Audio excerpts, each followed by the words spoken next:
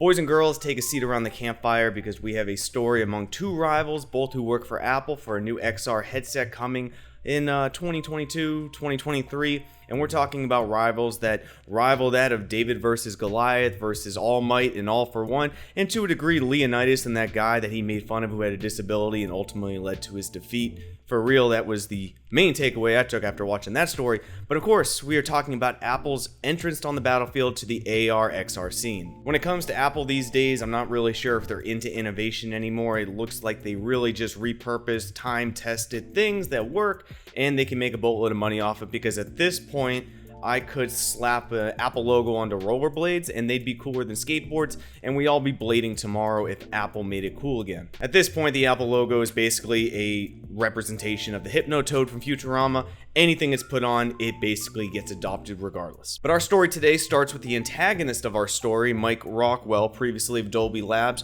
who is said to be leading the charge on Apple XR products. Leading an army of over 1,000 engineers, Rockwell had the notion for a hub in your house, similar to a console, that could stream PCVR content directly to the headset, similar to, say, Virtual Desktop. His first prototype of this was actually so powerful because his entire goal was to make it the apex technological XR solution. It was so powerful that the heat was just too much for a standalone unit unless you were trying to look like Freddy Krueger, and although I'm willing to burn a few beard hairs off for that VR XR thrill, I'd rather not scare my child as soon as he comes out the womb. So because his first version was absolutely too powerful for a standalone unit, he reverted back to the hub's idea, that console-like experience, with still having a standalone component to the headset, albeit less powerful when disconnected.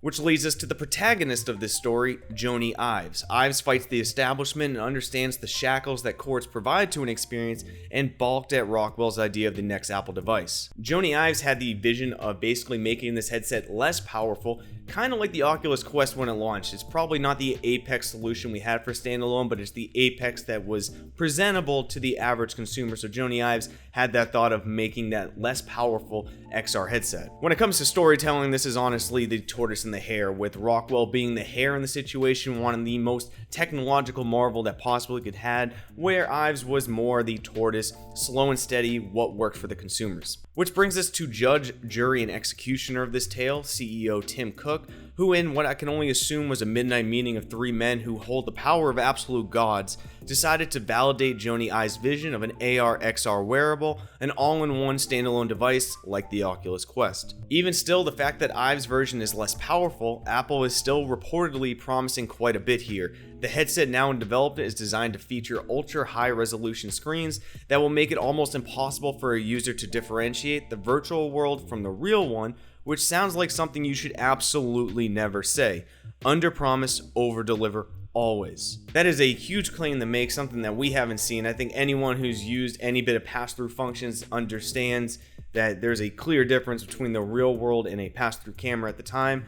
I think under-promising and over-delivering should be the standard moving forward for Apple. That's a big claim. Additionally, it will have a cinematic type speaker experience that reportedly is even better for that immersive experience. When it comes to the time frame as well as my thoughts on this, Apple is reportedly going to announce this headset sometime next year, with a limited release in 2022, with consumers being able to pick this up in 2023. As far as the price goes, I'm praying that it's just not anything like the monitor stands or rolling cartwheels for Apple. Otherwise, you might as well get ready to spend a pretty penny. I mean, you look at the original Apple Watch, and I believe, I didn't look it up, but from memory, I think it was like $350 to $400 for the original Apple Watch, which, let's be honest, it didn't do tremendously much. It measured heartbeat, tracked some workouts, did some other functionalities. You could see your text and make calls, but it was fairly bare bones and still cost $350 to $400. So I'd expect this headset to cost quite a bit of money. Either way, am I pumped for this? Is this something that I'm going to get? I don't know. I'm a little torn on that, and I'm interested to hear what you guys think of the actual product idea.